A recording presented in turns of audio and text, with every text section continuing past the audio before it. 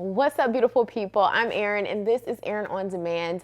I am so excited for today's video, y'all. We are a little comfier today, and it's because I'm going to be sharing with you guys more of my story, my journey, and how I have grown to be who I am today. And I'm so happy to be working with Target on this video to share with you guys how I go by the beat of my own drum.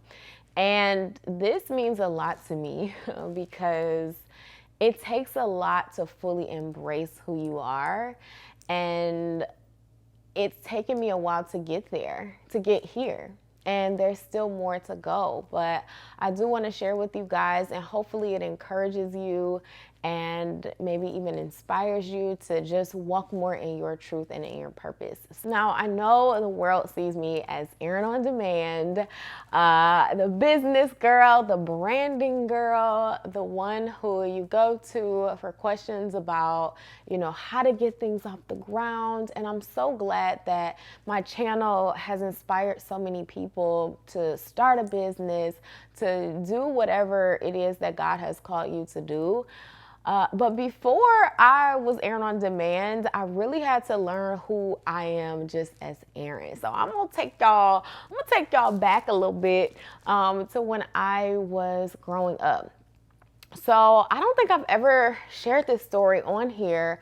All right, so I grew up in Detroit, Michigan. I lived there. I was born in Detroit. And when I was 11 years old, my parents decided to move to the suburbs. And when I was living in Detroit, I went to a predominantly black school. I didn't know I didn't have any friends that weren't black, honestly. Like pretty much all of my friends, except for like the one white girl and the one Asian girl who were in, my grade at my elementary school, like for the most part, it was majority black. And so my parents decided to move to this suburb, and it was about 40 minutes away from Detroit where we lived. Y'all, it was the first time I had ever experienced culture shock because I was then on the flip side of that. Like I was the only black girl in my grade. It was like 3 of us. It was like 3 or 4, maybe 5 in my entire grade. This school was way bigger than the school that I had grown up in up to that point. And my old school was like very family oriented. Like all the parents were super involved and everybody knew each other. Like the moms were all friends at my old school back in Detroit. At my new school, it was just totally different. And I felt like I was just pushed into this environment that I had no idea what to do. And my whole identity seemed to be just confused at that point. So I'm gonna take y'all way back to 5th grade Erin, all right? When I found out that my parents wanted to move from Detroit to a suburb about 40 minutes away, I was literally devastated. Well, it was bittersweet because I really liked the house that they were moving into. It was a bigger house, it was really nice, but it was just me having to switch schools was the part that I just couldn't even imagine. So I went to a school called Bates Academy here in Detroit, Michigan, and I still have friends from Bates, but it's just a school where like everyone is so tight knit, like all the moms were friends, and like you really built lifelong friends at Bates. So when I was pulled out of that school, it was almost like earth shattering for me because it was a predominantly black school. So I never really had to worry about like anything that I had coming for me when I switched schools. So when I switched schools, I ended up going to a different middle school, which was closer to where we moved to in the suburbs. And I was on the other side of that statistic where I was a minority tremendously. Like I was the only black girl in my class, but in my grade, it was like maybe 5 of us. I don't even think it was 5 of us. And so it was really, really hard. That was the first time I experienced culture shock, and really the first time that I feel like I began to understand the importance of environment and the importance of seeing yourself. Because in an environment where there was hardly anyone that looked like me, there were no black teachers, it was just so hard hard to really thrive and to really be confident in who I was during that time. And I think I really went through like child depression because I would come home from school and I would cry every day. I was always in the counselor's office because there was always a kid picking on me, asking me why I didn't bring fried chicken to lunch, or asking me like why I don't know, why my hair looked the way it did, and you know, just all kinds of stuff. So it was just really, really hard dealing with being the only one and to have a space where I just didn't feel like I could be myself. So, you know, I didn't end up transferring back to my old school. I ended up sticking it out. I feel like I really grew in that time because of the toughness that it was on me emotionally. I think that it really honestly helped me become who I am and to really be able to thrive in different environments with different types of people. But it really did lead me into making my college decision to go to an HBCU. So all throughout like middle school, y'all, I wanted to be a doctor. I wanted to be an OBGYN or a pediatrician. And I don't know how I wanted to do that because I can barely look at I can barely look at stuff now. But I used to want to do that. And so I wanted to really go to an Ivy League school. And I have a very long legacy of HBCU graduates and attendees in my family, particularly Howard University. A lot of my family went to Howard. So I was like, I don't want to go to Howard. I just want to carve my own path. I've always kind of been that type of person where if everybody's going this way, I want to go the other way. But I was during like my junior year of high school, my sister actually went to Howard. So we're 4 years apart. She went to Howard. So as I was going into high school, she was going to college. So I was always up at Howard over my breaks or, you know, during their homecoming, during like move-in for my sister. So I was very like well acquainted with the campus. And so it wasn't until I really started going on my college hunt that I had went to go visit Columbia. I went to Penn. I went to Syracuse. I went to all of these schools with like incredible communications programs, but it just didn't feel right. Like I was just like, something is missing. And then I went to Howard one more time for a homecoming my junior year, and I was like, I have to come here. Like I just have to come here. And I will say that my time at Howard has really been such a it was such a coming of age experience because I feel like I really began to understand like just my identity during that time there and just how much my differences make me who I am and how much that is that is the tool that I need to be using to set myself apart, whether it's in an interview, whether it's in class, whether it's, you know, online or as my business, like who you are uniquely. No one can take that away from you. And so it's our responsibility to walk in that. And so just being at Howard and seeing all of these beautiful Black men and women who are going after something and really going by the beat of their own drums really pushed me to do the same thing. And so I ended up going to Howard, studying broadcast journalism. I had some incredible professors. And while I was there, I was simultaneously doing an internship over the summers through a program called the Emma Bowen Foundation, which is for minorities who are interested in working in media. So I was doing an internship. I worked full-time every summer. When I came back home to Michigan, I would go there and work 40 hours a week, like covering stories and producing and writing and, you know, learning the ropes of news. And so I ended up like graduating top of my class, and my senior year of college, I was like, I don't want to be a reporter anymore. Like, I just don't feel that connection to, you know, to telling those types of stories. You know, news really, like the first story I went on was so emotionally draining. Like the very first story I went out with a reporter on was just so hard for me to swallow. And I feel like as time was going on, as I was doing my internship every year, it was just like, I love telling stories, but I don't love telling these types of stories. So that year, I was applying for jobs. I was applying for jobs at news stations. And I ended up telling one of my professors, like, I can't do this. Like, I don't want to go into this industry anymore.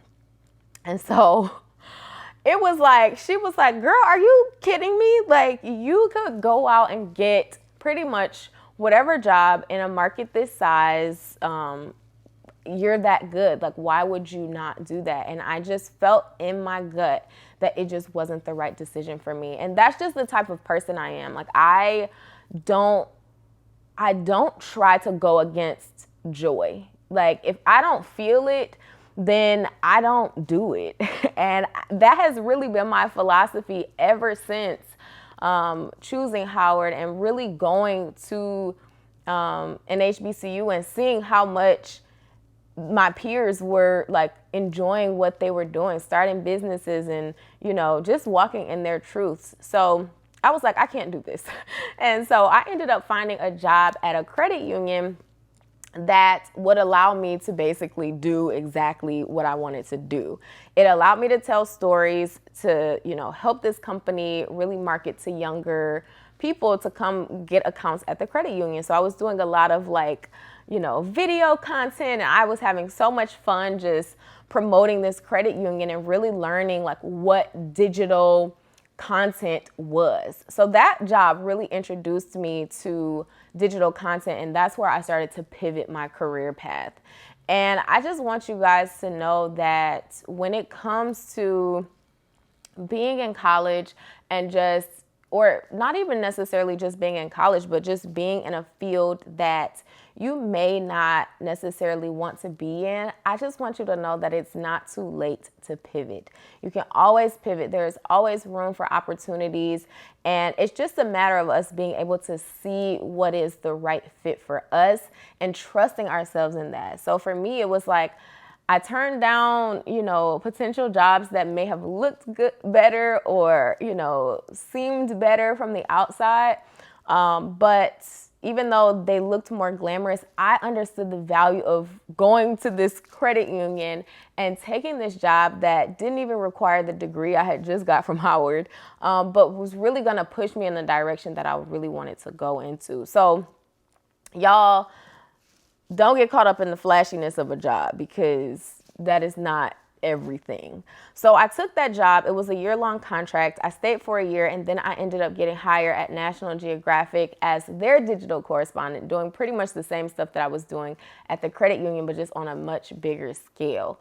And that really pushed me in the direction of, okay, Erin, you have something. There is something there that all of these people and companies are seeing. So how can you create something for yourself? And really, y'all, I was not even trying to be nobody's entrepreneur. I was trying to find another job. After my contract had ended at National Geographic, I was like, let me try to work somewhere else. I was looking in New York, Atlanta, LA, DC, and nothing was landing. And after a while, it was just like, if I can tell all of these companies' stories, if I can get people to come and sign up for these accounts, or to look at this company in a different light, or to tell a story that is really compelling and drawing a lot of attention, like, why can't I do that for myself? So that's why I ended up starting my channel and starting Erin On Demand, and really just taking a risk on myself. And I'm telling y'all, when I did that, it was the ultimate test of, do you truly believe in yourself? Like, do you? You can say you believe in yourself, you can think you believe in yourself, but are you actually going to act on that belief? And when I started Erin On Demand, I feel like every single step that I took, from choosing to go to Howard to, you know, not choosing to go down the traditional news path, to taking a job that, you know, was a little less glamorous than I thought I deserved at that point, to doing all these sacrifices along my journey, I think that all of those things really prepared me for this big sacrifice of starting my own business and like the scariness of it, because it is emotionally very intimidating to start your own business. So I would say that if anyone is kind of trying to figure out, like, who am I? What do I like? What am I doing with my life? I would say start by making those small decisions. I think courage is something that is built over time. You don't just randomly have courage to quit your job and start a business, or to, I don't know, whatever type of big life altering decisions you may be, trying to make. You don't just get the courage for that. Like, the courage is built through faith, through just making those decisions for yourself in a smaller capacity and letting them build. So for me, it has always been trusting my gut. And I always say, like, my gut is God's way of speaking to me, because when I trust my gut and I truly act on it, and then I see that that was the right decision, it allows me to walk in that confidence even stronger the next time I need to make a decision. So going to the beat of my own drum has truly looked like having faith, because I would not have any of this without my faith and without believing in God and his plan for my life, and just knowing that if I put the work in, that is going to come to life. So that has been extremely huge for me, to go by the beat of my own drum. And also just, making decisions that I am responsible for, and holding myself accountable for the decisions that I make. Because if my mama, my husband, my family told me to do something that really didn't align with what I felt I should be doing, I could not live with that. So it takes time, and creating this space for, creating my YouTube channel and kind of fast forwarding to today, it has been so crazy to just look at the growth and to look at the impact that just regular old me, y'all. Like, I'm trying not to cry. Like, regular old me who just grew up in Detroit, kind of have been like this outgoing person my whole life, and just how all of these small stories of day-to-day life have built me to being who I am now. It's just like, I'm just me, and it's so cool to be able to just be you, and to be able to make an impact once you realize that who you are is the secret sauce to whatever it is that you want to achieve in life. And once we really start to embrace the differences that we have from other people, or embrace what just makes us who we are, embrace all the quirks, all the flaws, all the good things, all the achievements, and knowing that we deserve to be where we are, that is like, it's crazy when you do that and you're able to see the fruits of that labor, and that internal labor that it takes to even get to that point. So now, my channel has grown pretty massively, and it is full of amazing women, so many beautiful young Black women as well, who are just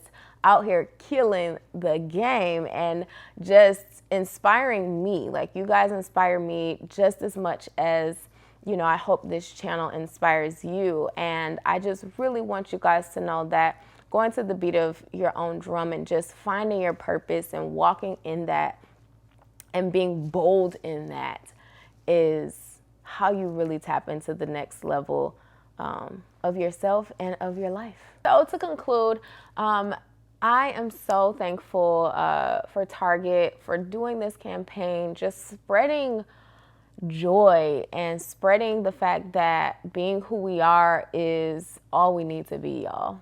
And if you are someone, or your child is someone who is interested in attending an HBCU, I know for me it was such a life-altering experience, and Target is doing so much work with HBCUs, including their HBCU Scholars Program. And I love this partnership because Target is doing a lot of work with HBCUs, and they're actually in partnership with the UNCF, the United Negro College Fund, to give scholarships to freshmen who are interested in studying at HBCUs in technology, design, leadership, and it's just such an incredible scholarship program. So I'll leave a link in the description box for you to check out Target's Scholar Program.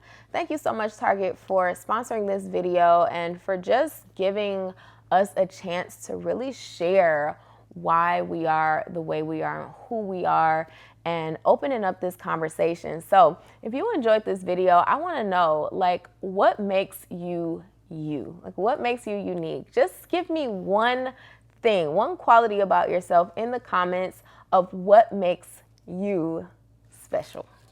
So y'all, let's make a pact to keep going by the beat of our own drum, and I will see you guys in the next one. Bye for now.